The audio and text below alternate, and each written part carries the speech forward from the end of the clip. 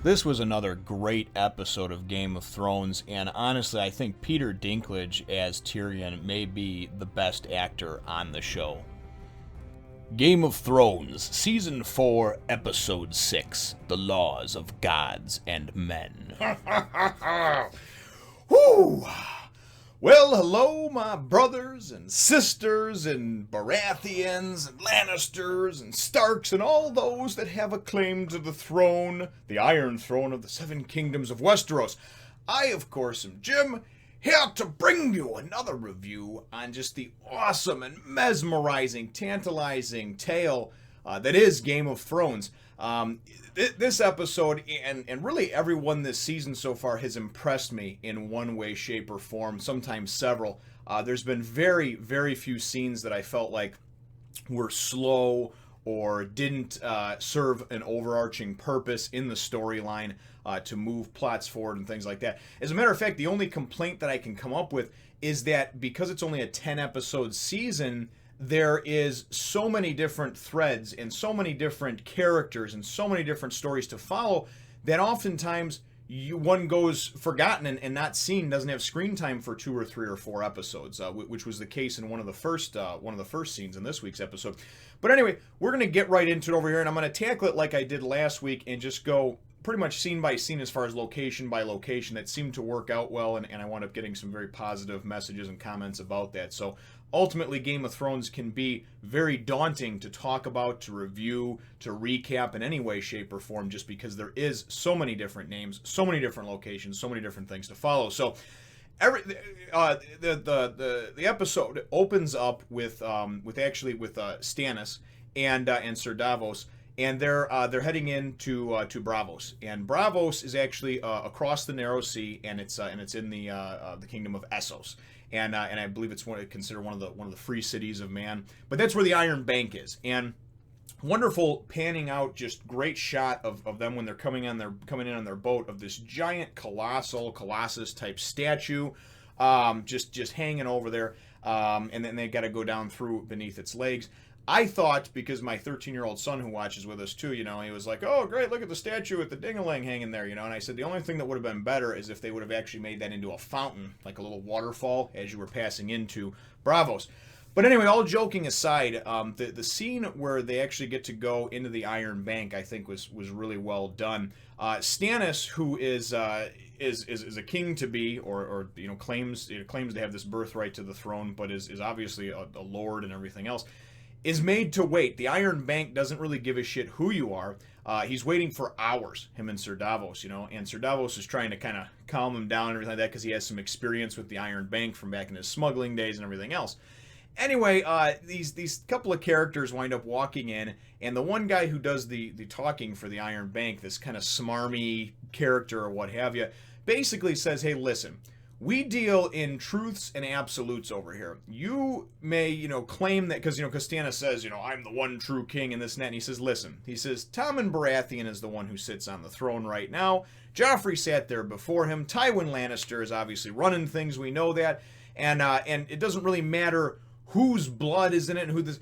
What they explain is that, birthrights and all these other things that can be muddled and confused, we don't deal in any of that. We deal in the absolute cold, hard truths and facts of things, So they ask him, they say, how many men do you command? Well, 4,000. How many ships do you have?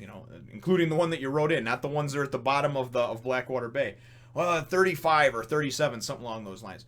Okay, so what do you produce where you're at over there? At Storm's End, I think he's at. What do you produce as far as wheat and this and that? Basically like food and the sustenance for this small army that you have that you're going to attack King's Landing with and take over. And he says nothing, And so the guy basically says, sorry, bud, we can't help you, okay? So very much like real banks in the sense of, hey, you know what? You don't have the credit or the collateral that we're looking for. You're not the ideal type of customer. Too bad. Sorry, we don't give a shit about your birthright.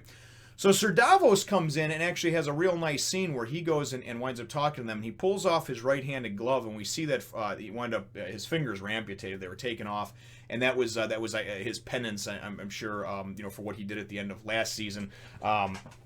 Letting one of Robert's bastards go, Gendry.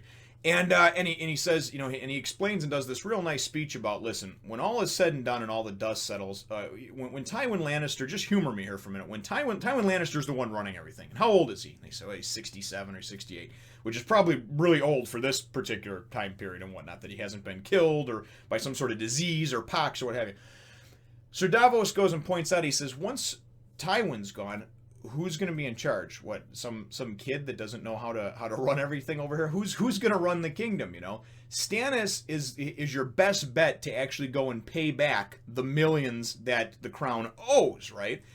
So that's what we're saying. They're basically saying we're going to go and take on that debt. If you lend us some more money, we're going to go and also pay that back, right? Because we're good for it, And Sir Davos holds up his finger. He says, Stannis, if anything, he's a fair man and he pays his debts, right? Took my fingers. He pays his debts. And he winds up talking them into lending them the money, obviously, to fund, him putting together an army, probably getting some cell swords, more ships, what have you. So I thought it was very cool because Stannis has kind of just been, since he was crushed at Blackwater Bay, he's kind of been relegated to back of the bus type of stuff. There's some weird goings on with with the red woman and everything else, and all her hokey voodoo type shit to the Lord of Light and everything else. But for the most part, Stannis has just been sitting in the most depressing area of the world because Storm's End always just looks depressing, and it always looks like it's gloomy and rainy over there. It's kind of like the Iron Islands, As far as I'm concerned, it always just looks like, oh my God, you just want to hang yourself when you see it, or just grab a razor and just like, oh. So anyway, so we wind up finding out actually through a pretty cool little event. We wind up seeing that guy, what is his name? Celador San, I believe. And that was the merchant / pirate dude that kind of almost reminds you of like a Jamaican or Caribbean type guy that had sailed with Sir Davos and wound up actually taking him back and bringing him back when he found him out on that rock last year and bringing him back to Stannis. And he's sitting here butt naked with a couple of prostitutes, a couple of whores in this whore bathhouse type place. And Sir Davos comes in, and basically that's how we find out that he got the gold, because he goes and he just lays him out with some gold there and says, "Be ready to sail tomorrow morning. You're being rehired."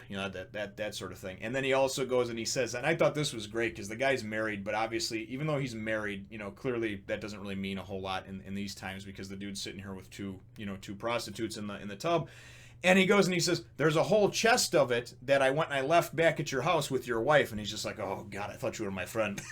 So that's how the first scene plays out, and or the first location, I guess you would say, plays out. So now we know that Stannis is well funded, and we know that he is going to actually be able to go and amass and raise a larger fighting force to go and eventually attack King's Landing. That's what we're assuming, to come back and attack again, or however he goes about it. He's now back. He's now back in command, so to speak, and he's in the driver's seat and really has a fighting force to be able to to kind of move along with him. The next scene, actually, and I thought it was portrayed and was played out very well. If you remember, Yara, Theon Greyjoy's sister. At the end of last season, so 6-7 episodes ago now, she vowed to take where her father wasn't going to do anything when the penis was mailed to him, or sent to him, by Ramsay Snow. And he was just like, whatever, he's not my son, and he's not even a man now. And Yara was like, I'm going to take the fastest ship and 50 of our greatest warriors, and we're going to go get him, right? And then we haven't heard shit from her. And this is one of those things where it was very frustrating because, I almost forgot about it. When I all of a sudden I saw her and she gave this rousing speech about, what they've done. They've mutilated their prince and blah, blah, blah. And and they're going to go and they're going to attack the Dreadfort, right, where Ramsay Snow is.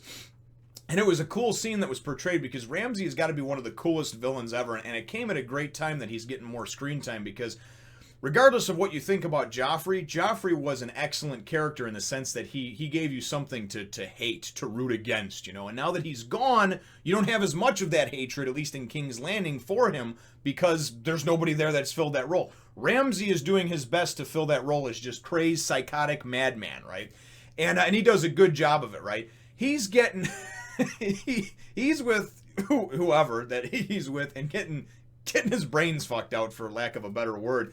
For lack of a better term, and this is all while Yara and their their group and what have you are attacking the Dreadfort at night. So they come up over and it was a very cool scene the way it was played out. they're coming up over the up over the battlements, the parapets, and they're taking people out and this and that, and they wind up actually locating where Theon is being kept. He's being kept in the same room, the pens where the dogs are being kept, right? So that's how we know that Theon, who refers to himself even now as Reek, has been a completely broken man for a while, ever since he was mutilated and everything else, and is now, I mean, is being treated like an animal, right?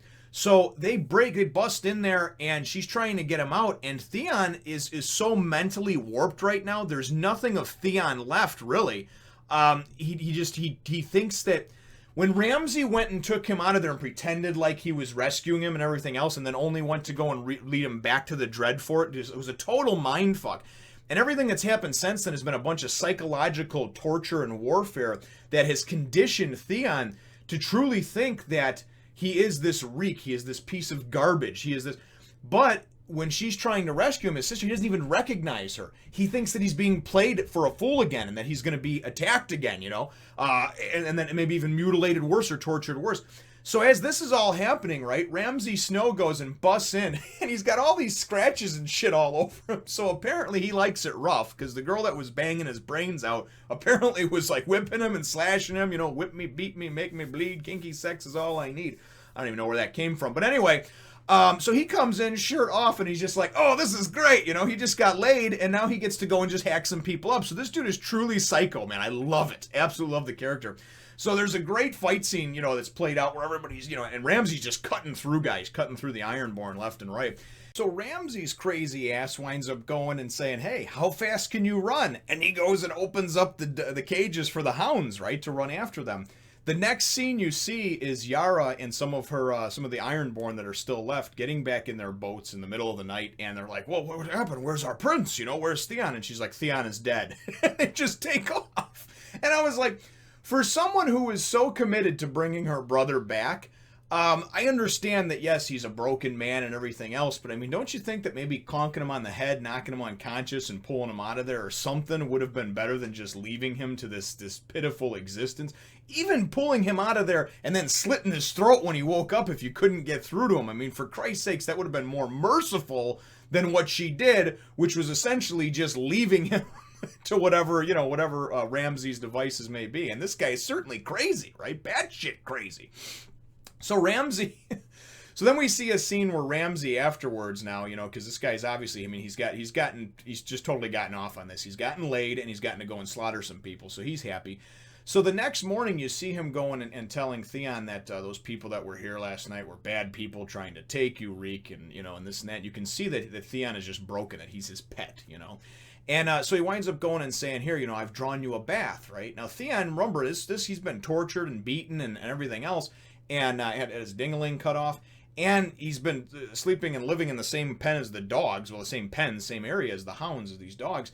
So Theon probably hasn't had a bath in weeks, if not months, And I'm thinking, oh my God, what did this guy do? Like put razor blades in the bathtub or something like that? Or is he bathing and he's going to get in the bathtub and there's going to be heads of the Ironborn, or it's going to be blood or some shit, Because Theon's kind of freaking. He doesn't want to take his clothes off or nothing. And then as he's going and taking his clothes off, I'm like, oh, please do not show us a shot of his crotch where there's no penis, okay? Because that's just too much, okay? Honestly, there's titties all over the place in Game of Thrones. We know that.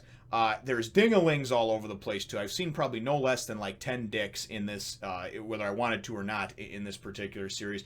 I don't need to see where the guy's dick was before he was mutilated with clever CGI.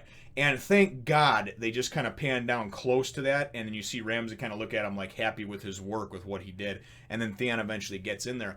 The bottom line and the whole point of this scene, though, was for Ramsay to go and he's going to have Reek play Theon Greyjoy. He's going to act as if he's Theon Greyjoy, and is going to help him be able to take back the fort Moat Cailin, which obviously the Ironborn have right now, and that was what his father, Roose Bolton, had tasked him with a few episodes back, saying, hey, listen, you know what? Go ahead and take this creature with you. Do whatever you got to do. Go get back Moat Cailin, because if he can take that back over and push the Ironborn back, he's going to be the Lord of Winterfell. So providing too, obviously, that the other Stark heirs can be taken out, but that's besides the point right now. So a very cool scene, but very just kind of grisly too. And just I don't know. Some of it, man, it's just seeing Theon so broken and everything like that. It was this guy Alfie Allen, who plays Theon, he plays the character so well, and he went from this kind of like pompous, like self-entitled prick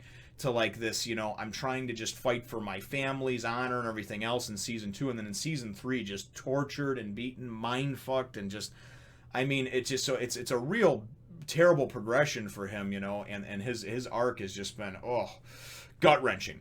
So then we wind up moving on, and we go back to Meereen, right? But before we get to Meereen, we wind up going and we see this wonderfully shot thing that looks like something out of the Bible or what have you, where you've got there's a bunch of sheep, and there's a shepherd tending his flock and what have you, and there's this child, and he's just kind of looking over. He's looking over this kind of like the edge of this, like almost this little drop off, this little cliff, and there's beautiful grasslands and some mountains in the background, right? And then all of a sudden, because it's Game of Thrones, it has to happen. All of a sudden, one of Daenerys' dragons just comes just flying up right in front of this kid's face, and then just goes like and just like lays waste in fire. So it can have a little cookout over here and get some of it, obviously the shepherd's sheep.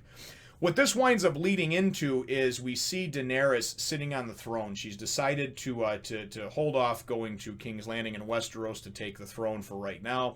She's gonna just kind of hang out here and see if she can, be queen and see what it is. Because you got to remember, she's still a young girl. Okay, she's been getting some advice from Jorah and from Sir Barristan, but for the most part, she's a kid that's lived a very sheltered life. And there's a little bit more to being a queen than just going and doing what you feel like when you feel like, which is what she's done up until now. And although I like her platform as far as the anti-slavery and everything else, we saw in the last episode that in some ways that's come back to bite her in the ass, because you can free people from slavery, but unfortunately, if you don't put in the systems and controls in place to allow them to continue to be free, all they know is being slaves. So they're very, they can obviously succumb to and wind up kind of being taken over again by new masters, which we saw happen, we heard happen in one of the other, in one of the other places that she took over as well. So I don't forget if it was Karth or what. Anyway, so we see her sitting on the throne, and she winds up coming in. The sheep herder comes in and says, "Hey, listen, I love you, and you're my queen, blah blah blah." And she's got the longest amount of titles out of anybody too. Mother of dragons, freer of slaves, breaker of chains, naked over of queens in the first 3 seasons. And we had all these different titles. But anyway, the bottom line is that, he winds up saying, listen, you took out this dragon of yours took out my whole flock, And she's like, well, I can't replace your loss. However, I'll see that you're paid fairly. As a matter of fact, 3 times the amount of what your sheep would have been worth, your goats, whatever. So the dude's happy with that, right? Okay, fine, he's happy. So the next guy that comes in, though, is actually the son of one of the slave masters, the 163 slave masters that she wound up having crucified to set an example and to have justice for what they had done to the children and whatnot, and putting them up on those mileposts, So it was a really cool, tense scene, because this guy comes in and he talks about this and that and his father and everything like that. And she's like, "Oh, your father! I should be lucky to meet him." And he's like, "Oh, you have. You crucified him. He's hanging out there, So then she goes and kind of flips her shit, and she's like, "Yeah, well, you know what? That was done in retaliation for and to bring justice to those children that were crucified on the way. And what do you have to say about that?" And the guy says, and he says, "Listen, my father was one of the people that spoke out against that. But unfortunately, he was overruled because it was a council type of thing, and where there was popular vote or what have you. And the popular vote said to do that." So what this shows is that it's not easy being a queen. It's not just all about doing what you feel like at the time, because what she did, in essence, was she went, and there was probably some people that were innocent, or maybe that did speak out against some of these things, or that were less guilty, that maybe didn't deserve the type of punishment they had. The bottom line is, for me, is that it shows that there's tough decisions ahead of her if she wants to ever rule any type of kingdom, especially sitting on the Iron Throne. It's not always so clear-cut. It's not black and white all the time. It's not just, I'm going to answer injustice with justice. It's not that, And I thought that was nice to kind of have that thrown up in her face, because it winds up showing that it isn't easy, obviously, ruling over others. And also that within those tough decisions, you can still be human. You can still be humane. She winds up allowing him to go and take his father down and bury him properly, because that's all he's asking for, is that if we can keep the traditions of Meereen and this and that. And he says, "Listen, you're the queen, you're in power. I'm not denying that, okay? I'm your humble slave or your servant, whatever you want to call it. But I just want to take my father down and bury him properly in the crypt, So that's the whole Daenerys scene, I guess you would say, in a nutshell. And I thought it was very well done. So moving right along to King's Landing, which is what I would say probably the majority of the episode takes place in. I would say, if I had to guess, I would say it was about half the time, maybe even a little bit more. And it starts out with a council meeting of the small council, and we have some new members. Obviously, we have Mace Tyrell, and which he seems to be like council paper fetcher, which we'll get to in just a minute. And then of course Oberyn. And Oberyn's great because he's sitting in there. This guy just, man, he just knocks it out of the park every time, right? He just embodies what you would think this sort of just smart-ass type of prince. He's very practical. He's very sharp, He's kind of just chilling with his feet kicked up, relaxing back at the small council meeting, and he's just like, are these things always going to be this early? Because remember, he likes to get his fuck on, with boys, girls, whatever, He's always up late, probably drinking and doing whatever with his little wild orgies. But so as Tywin walks in, everybody stands up, Varys stands up, and Mace Tyrell stands up, and even Cersei stands up and everything like that. I have no idea why she's even still in these small council meetings. She's a has-been. But anyway, husband's been dead for a couple years now. One son's dead. The other one's sitting on the throne. She has no place, I think, anywhere in that room, but whatever. So anyway, so Oberyn doesn't even stand up for Tywin, right? Tywin comes in and sits down. Everybody sits down. And Tywin, you can see that he's running the show. I mean, you knew that to begin with, right? You knew that to begin with. Tywin was put in place as a figurehead, but Tywin's really the one running the show. And what they wind up talking about in the small council meeting is they bring up the matter of the Hound. The Hound, had killed 5 of the king's, of the king's guards, or not the king's guards, but bannermen of the king's army men, whatever you want to call them, right? Killed 5 of them. We know about that. So they're going to go and put a price on his head, and Tywin pretty much just says, whatever, make it 100 gold crowns or what have you, or 100 silver crowns. So they put a bounty on his head, and then they go in there. You want to have news from the east, right, from Essos, about Daenerys. And in Varys, this was cool because it was hinted at earlier in season 2. I believe it was in season 2, yeah. And that Jorah Mormont was actually working as a spy for Varys for a particular period of time. And Varys says that he no longer is, he's completely loyal now to Daenerys, and he no longer is a spy for them. Because if you remember, he received a message back right before she was almost poisoned in season 2, before that merchant tried to give her the barrel of wine that was actually poisoned, And Jorah wound up receiving that message that, you can come back now, So he was working as a spy for a while, but then he realized, I guess, that he just believes too much in Daenerys and her actually being the rightful heir to the throne, and actually having a birthright and a claim to the throne. So that I thought was a nice piece of information, but everybody just kind of keeps dismissing, and Cersei especially, oh, this little girl over there, what does she have? Well, she's got 8,000 Unsullied. She's got 2,000 sellswords from the Second Sons. She's got everybody they'll come to arms for that she's freed and wants to actually remain free and is loyal to her and whatnot. So who knows what she's got. She's got a couple hundred ships. She's got 3 dragons that are getting pretty big. And I love how Cersei's just like, 3 baby dragons. And they're like, yeah, getting big. And then Varys is getting larger every year. And, they're trying to say, hey, listen, this is a real, legitimate threat, okay? This is the real deal. This is a threat, okay? And I like how it was all played out because then Oberyn goes and he's like, the Unsullied are the real deal, I spent some time in Essos, and, I mean, they're a fighting force to be reckoned with. And we knew that already. The Unsullied are very much like, to me, they remind me very much of like the Spartans, and, not to be trifled with, right?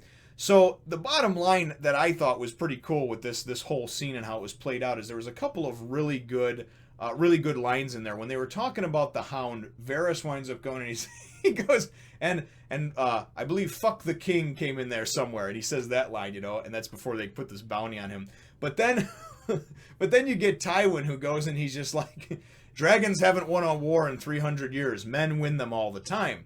And I thought that was a great line. That was just Tywin. Any line he delivers, I think, is great. But this small council meeting, I thought was very nicely done, and it was just kind of neat to show these new characters and how there's obviously been a little bit of a changing of the guard within this small council. And then he goes and after he makes this decree, and Tywin's going to do this and that and everything else, he goes and he has Mace Tyrell going. He says, "Fetch me my pen and quill," I'm thinking, right. or my quill and paper or whatever, you know. And so Mace is basically, you know, he's the stationary, he's the secretary now, right? He's been given this you know, he's been given this spot, this seat at the table, so to speak, but he really has no power. So there's also a scene that I thought was played out very well after that between Prince Oberyn and Varys. And Varys, you have these scenes between some of these characters, and it's weird because they're like in the throne room where the Iron Throne's kind of in the background to kind of symbolize like the power that a lot of these people may be looking for or grasping at. At least that's how I take it. And Prince Oberyn winds up, you know, Varys asks him about how did he spend much time in Essos, and you know, Oberyn says 5 years, and Varys asks him what for. And Oberyn basically just says, he's like, listen, a lot of people grow up in one corner or another of the world. That's where they stay their whole life. It's a big world, you know. I like to get out and see things, you know. And then, of course, Varys, you know, says something to the effect of it doesn't hurt that you're a prince either. You know, you pretty much get everything crammed up your ass and what you want. And then it winds up coming out, too, that Varys is asexual and doesn't really prefer boys or girls, even before his stuff was taken. I don't know how important that is, but we wind up finding out that Varys really, from what he says, he doesn't have any type of preference with that. That type of stuff only muddles you up. It, you know, it basically, you know, because Oberyn says, well, what is it that you're after or that you want, you know? And Varys, you know, very much, he kind of glances at the throne, but I don't think Varys really wants to have any claim to the throne. I think Varys is very much he sees and he even mentions this, that he sees all the horrible things that these people in power do, right? Because they're entitled and they think they can do them. And I think for him, he truly is, just like he said to Ned Stark in the first season, he's a servant of the realm. I think he really, truly, I mean, he's very smart, though. He's very sly, so I'll give you that. He may have like a little finger type of machination plan going on in the background, but for the most part, I believe that he's very much about, I just like the realm to not be tearing itself apart. It would just be so nice to like not have open rebellion or war somewhere at some point, you know, and just have somewhat of a decent monarchy, you know, going here in the kingdoms, the 7 kingdoms, right? So the scene, again, was portrayed and done very well. The ending of this episode, and I thought this was done great, was actually the trial of Tyrion. And we know that it's going to be a joke and that it's going to be a farce as far as a trial, because you've got, you know, Tywin has been looking to do away with his imp son for a long time now, right? And this is the perfect excuse to do away with him, as far as I'm concerned. But as this trial starts and people come up and speak against Tyrion, it's really not that hard to believe that he did do this, because Sansa has disappeared. You know, his wife is gone, has been whisked away. Maester Pycelle comes and talks about how, you know, the events of season 2, when obviously locked him in the dungeon and everything else, and that then there was all these things missing from his poison stores, you know. He has this big list of shit that he was missing, and says that and accuses Tyrion of taking that, you know, of stealing those things. Cersei testifies about what Tyrion said about, you know, and she keeps using that same line, and your joy will turn to ash in your mouth, and this. And it was a good line, but it's been reused so many times now, and it was just something that Tyrion said because he's awesome and clever, and that's the type of shit that he says, right? Doesn't mean that he's going to do everything that he does. But then even that knight goes, that Sir Meereen, I think his name is, winds up going and coming up. The one that the one that was going, they were ripping off Sansa's clothes, and Joffrey had a crossbow pointed at her head, and you know, and was torturing her and everything else. And Tyrion walked in when he was just appointed hand of the king, and you know, put his cloak over her and got her out of harm's way, and basically just told Joffrey that he's a piece of shit, slapped him around. So they give testimony of that, because now, in all fairness, Tyrion did slap around the king quite a bit, you know, and there was a couple of times where he did pretty much just straight out threaten to kill him, you know. So I can see, I guess, how some people would want to go and say, well, this is the guy that did it. But I think the real kicker for me, though, is as this trial goes on, and you see, first, you know, King Tommen goes and winds up reclusing himself from the whole thing. You know, he basically steps away and says, I'm not going to be a party to this or a witness to it. You know, my grandfather, my hand of the king, is going to take my place, and he's going to be one of the 3 judges. And then we know that Mace Tyrell and Prince Oberyn, are going to be the other 2, and there's going to be 3 judges and for this trial. But ultimately, it's a bullshit trial. Tyrion's not allowed to speak when he should be able to speak and defend himself, because there's 2 sides to every story. There's actually 3. There's your side, their side, and then there's the truth, you know. But what winds up happening is, while they take a recess, a break, or what have you, Jaime is he's just devastated. He doesn't want to lose his brother, right?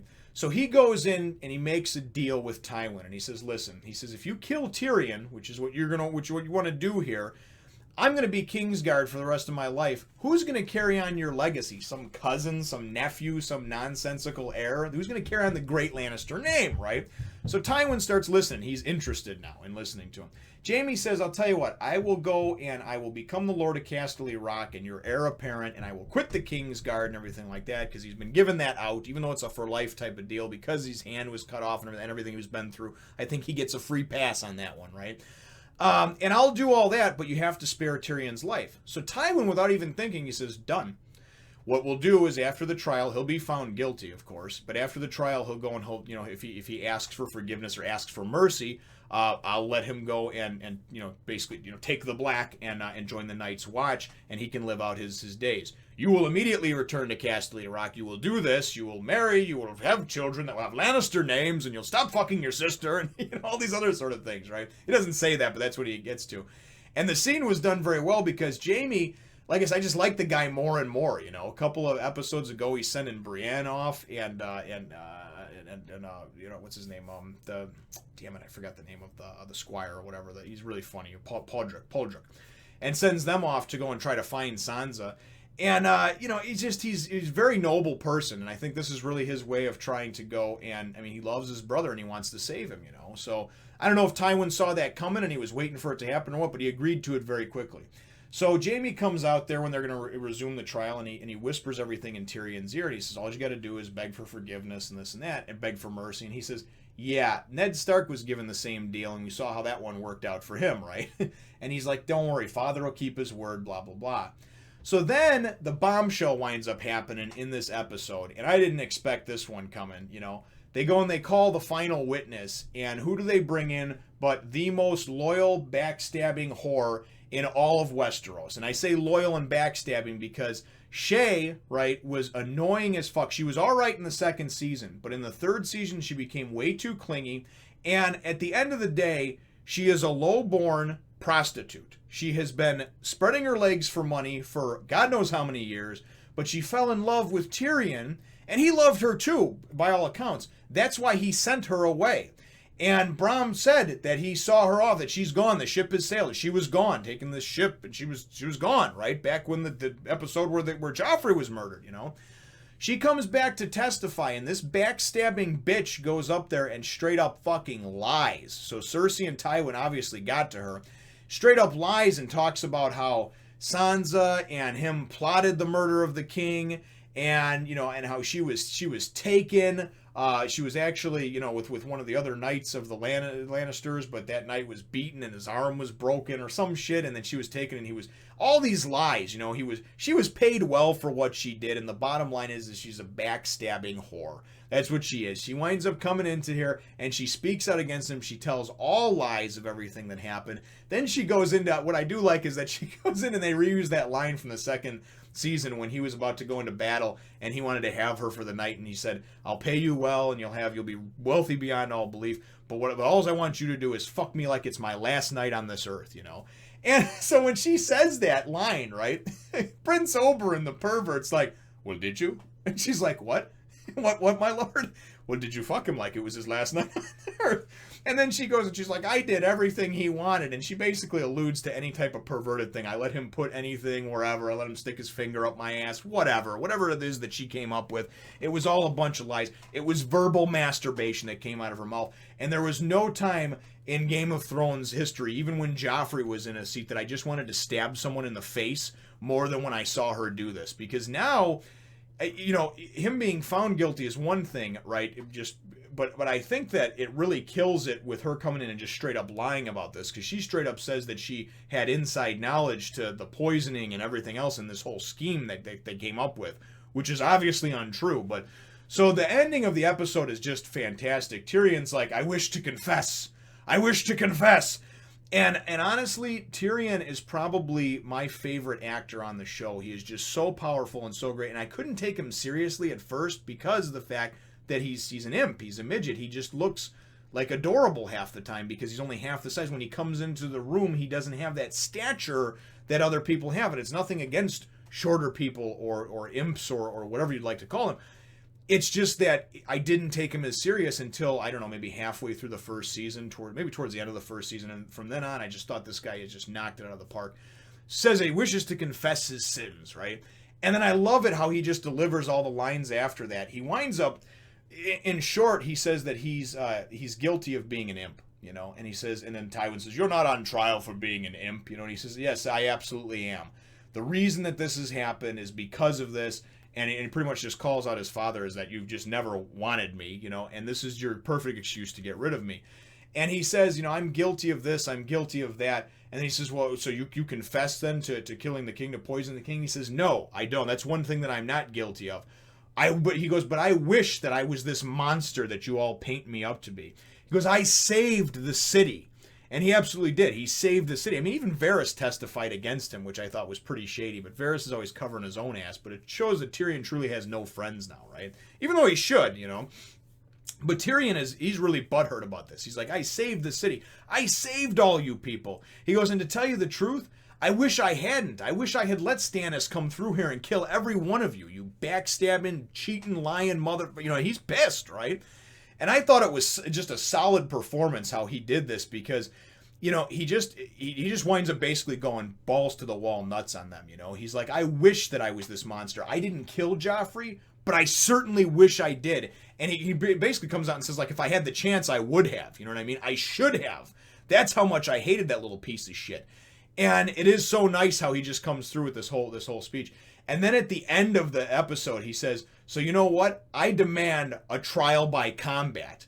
Now, and then, you know, and then of course the scene just, it fades to black, and that's the end. They play the music and everything like that. Now, my thoughts and predictions are on this one is that he's obviously going to choose someone to go in his stead for the trial by combat. We haven't seen Bronn in several episodes now, in about 2 or 3 episodes, I think, since he talked with Jaime. And as far as we know from his contact with when he was talking to Puldrick, that Bronn is being kind of looked at as like a co-conspirator too. So I have no idea what's been happening to Bronn, if he's been taken into custody, whatever, right? We know at the end of the day, you know, Bronn goes where the gold's at, though, right? So I don't know where his loyalty will lie as far as this goes. But his trial by combat, who's he going to choose as his champion? Is he going to choose Bronn? Is he going to choose Jaime? Can he even choose Jaime? Is that a conflict of interest because Jaime is the King's Guard? I have a feeling, though, that he's going to wind up choosing Bronn as his proxy or whatever to go and fight as his for his trial by combat as his champion. And then I have a feeling that Tywin and the Realm will wind up going and choosing Jaime. And even though I just think it might happen because of the fact that I haven't read ahead. I don't read the books or anything like that, so I don't know what happens. And I know they changed some things anyway. But Jaime and Bronn, especially, it would be so ironic and so poetic at the same time because Bronn has been teaching Jaime how to fight and how to fight to win, how to fight dirty if he needs to with his one hand. And I think that would just be an awesome battle. But all in all, though, a great episode. Probably one of my favorites, if not my favorite so far in the series. And I say that almost every week now, but it's just like it just keeps compounding upon itself and just the greatness that is this show.